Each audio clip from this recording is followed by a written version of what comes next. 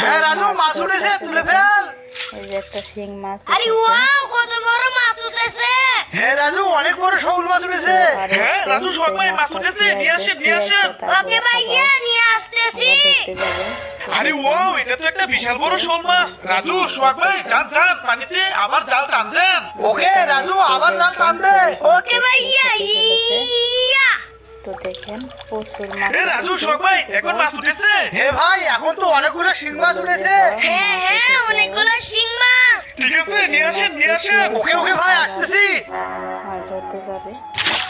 আরে ওয়াও, কত সুন্দর শিং মাছ। সোহাগ ভাই, রাজু, আবার যান জাল দিয়ে টান দেন। ওকে সোহাগ ভাই, টান দেন টান দেন।